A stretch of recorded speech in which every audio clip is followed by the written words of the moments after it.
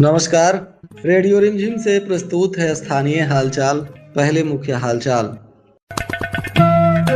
आगलगी से निपटने को लेकर जिला प्रशासन अलर्ट, डीएम ने जारी किया सख्त निर्देश। पॉक्सो एक्ट के आरोपी को हुई आजीवन कारावास की सजा।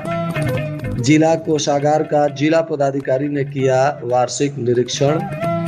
पंचायत रोजगार सेवक को किया गया सेवा मुक्त। और कुचायकोट के विधायक पप्पू पांडे के गिरफ्तारी पर फिलहाल लगा रोक। स्थानीय हालचाल के इस अंक के साथ मैं निकेत मिश्र। अब हालचाल विस्तार से। जिले में भीषण गर्मी और संभावित आगलगी की घटना को देखते हुए जिला प्रशासन पूरी तरह से अलर्ट मोड में है। जिला पदाधिकारी की अध्यक्षता में आयोजित आज उच्च स्तरीय समीक्षा बैठक में हीट वेव से बचाव और आगजनी की घटनाओं पर नियंत्रण को लेकर कई महत्वपूर्ण निर्देश जारी किए गए। जिलाधिकारी ने कहा कि इस वर्ष भीषण गर्मी और बारिश में देरी की संभावना को देखते हुए सभी विभागों को अलर्ट रहकर कार्य करना होगा। किसी भी प्रकार की लापरवाही पर सख्त कार्रवाई की चेतावनी दी गई।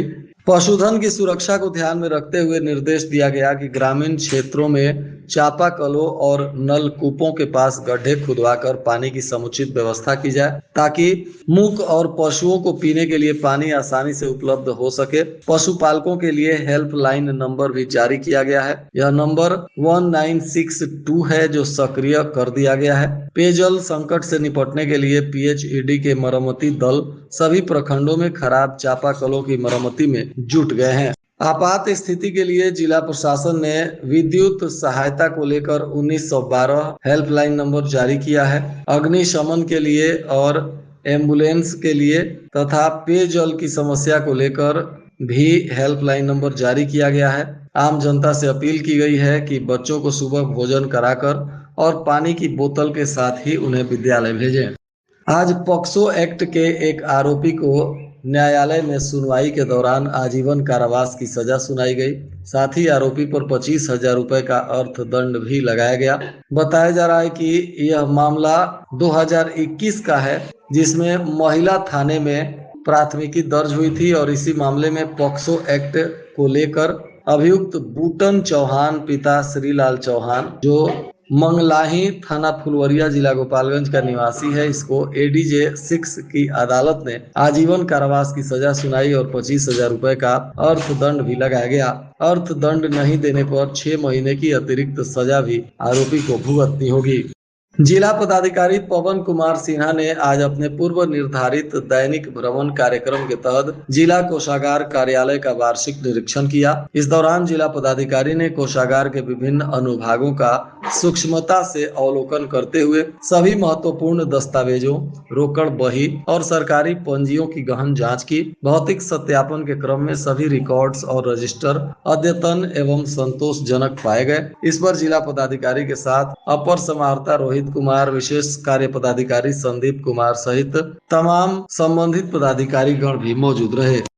जिला ग्रामीण विकास अभिकरण गोपालगंज के द्वारा जारी आदेश संख्या 712 के तहत बड़ी प्रशासनिक कार्रवाई करते हुए पंचायत रोजगार सेवक विकास कुमार को सेवा से मुक्त कर दिया गया। यह कार्रवाई कार्य में लापरवाही, निर्देशों की अवहेलना और योजनाओं के क्रियान्वयन में गंभीर अनियमितताओं के आरोप के बाद की गई। बताया जा रहा है कि विजयपुर प्रखंड के ग्राम पंचायत राज सरफराई में कार्यरत विकास कुमार पर आरोप है कि उन्होंने पंचायत का प्रभार समय पर हस्तांतरित नहीं किया। उच्च अधिकारियों द्वारा मांगे गए स्पष्टीकरण का भी जवाब नहीं दिया गया। साथ ही वर्ष 2025-26 में वृक्षारोपण योजना में लगभग 3200 पौधों का उठाव किया गया और उनका जियो टैग नहीं किया गया। साथ ही कार्य योजना में ऑन गोइंग भी नहीं किया जा सका। ऐसी और भी कई लापरवाहियां मिली जिसको लेकर अब विभाग ने आरोपी रोजगार सेवक विकास कुमार को सेवा मुक्त कर दिया।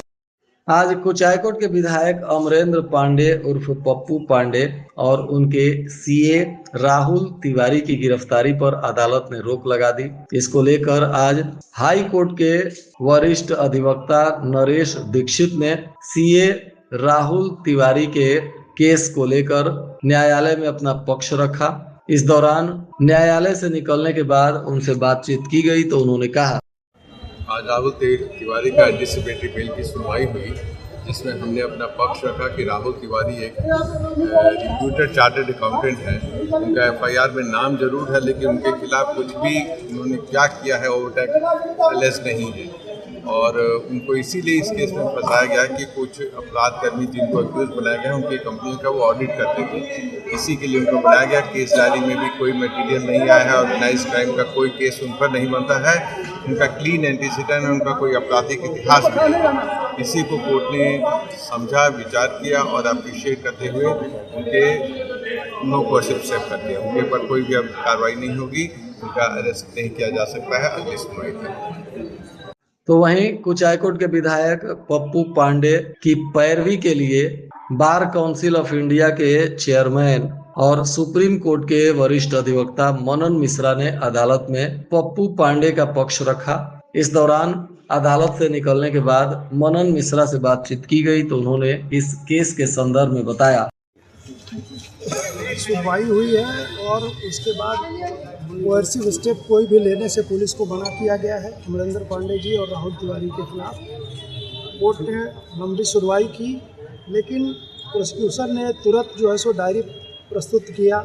एलसीआर रिकॉर्ड भी तुरंत आया, तो अब एलसीआर रिकॉर्ड और डायरी पर अग्रिम सुनवाई 7 मई को होगी। तब तक के लिए इन 2 अभियुक्तों के खिलाफ नो कोर्सिव स्टेप का ऑर्डर। क्या क्या आरोप थे सर?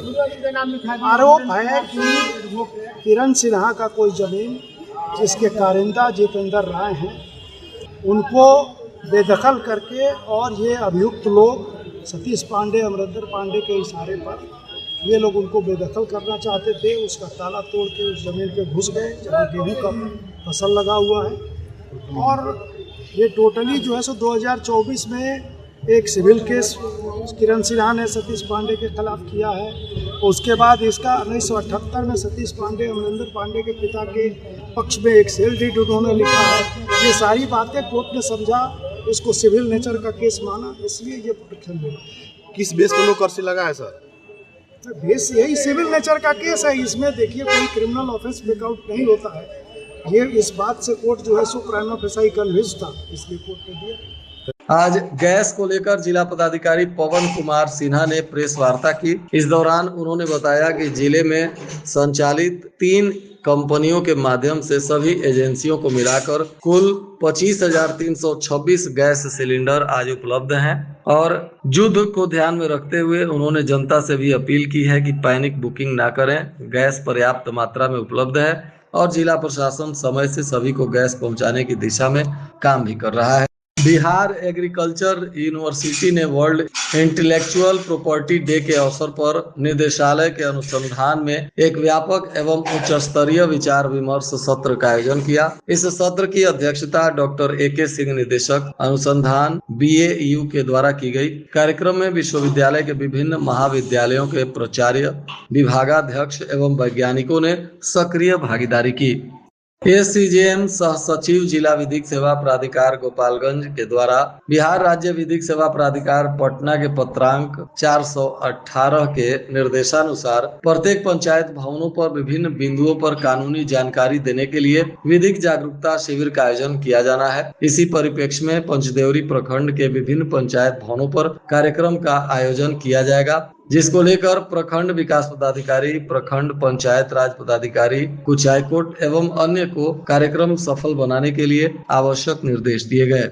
कुचायकोट थाना की पुलिस ने 146 लीटर से अधिक विदेशी शराब के साथ एक आरोपी को गिरफ्तार किया और एक बोलेरो गाड़ी को भी जब्त किया गया है। बताया जा रहा है कि पुलिस ने भटवा मोड़ ब्रिज के पास छापेमारी करते हुए बोलेरो गाड़ी से 146 लीटर से अधिक विदेशी शराब को पकड़ा और इसमें अभियुक्त देवेंद्र कुमार को गिरफ्तार किया, जो स्वर्गीय शिवपूजन राय का पुत्र है और कोनवा वार्ड नंबर 3 थाना कोटवा जिला मोतिहारी का निवासी बताया जा रहा है। इसकी बोलेरो गाड़ी और शराब को भी जब्त किया गया है। सिधवलिया थाना क्षेत्र के बरहिमा टोल टैक्स के पास नेशनल हाईवे पर एक तेज रफ्तार बाइक ने पिता पुत्र को जोरदार टक्कर मार दिया, जिसमें पिता की मौके पर मौत हो गई। पुत्र एवं बाइक चालक बुरी तरह से जख्मी है और इनका इलाज सरकारी अस्पताल में चल रहा है। बताया जा रहा है कि पिता और पुत्र पैदल ही सड़क पार कर रहे थे। इसी बीच तेज रफ्तार बाइक सवार ने इन्हें टक्कर मार दिया और बाइक लेकर गिर गया, जिसमें एक व्यक्ति की मौत हो गई और 2 गंभीर रूप से जख्मी हैं। इधर बैकुंठपुर थाना क्षेत्र के सोनवलिया गांव में एक अधेड़ को सांप ने डस लिया, जिससे इलाज के दौरान उनकी मौत हो गई। घटना के बाद इनके परिजनों में भी कोहराम मचा हुआ है। मोहम्मदपुर थाना क्षेत्र के कबीरपुर गांव में बारात निकलने के दौरान जबरन ऑर्केस्ट्रा चालू कराने को लेकर हुई मारपीट और चाकूबाजी में एक युवक गंभीर रूप से जख्मी है। बताया जा रहा है कि इनका सदर अस्पताल में इलाज चल रहा है और पुलिस इनके मामले की जांच कर रही है। घायल युवक मोहम्मदपुर थाना क्षेत्र के कबीरपुर गांव के रहने वाले उमेश कुमार यादव बताए जा रहे हैं। और आज के मौसम का तापमान गोपालगंज में न्यूनतम 26 डिग्री सेल्सियस और अधिकतम 37 डिग्री सेल्सियस रहने की संभावना है। अंत में मुख्य हालचाल एक बार फिर। आगलगी से निपटने को लेकर जिला प्रशासन अलर्ट, डीएम ने जारी किया सख्त निर्देश। पॉक्सो एक्ट के आरोपी को हुई आजीवन कारावास की सजा। जिला कोषागार का जिला पदाधिकारी ने किया वार्षिक निरीक्षण। पंचायत रोजगार सेवक को किया गया सेवा मुक्त। और कुचायकोट के विधायक पप्पू पांडे के गिरफ्तारी पर फिलहाल लगा रोक। इसके साथ ही रेडियो रिमझिम से प्रसारित स्थानीय हालचाल का यह अंक समाप्त हुआ। नमस्कार।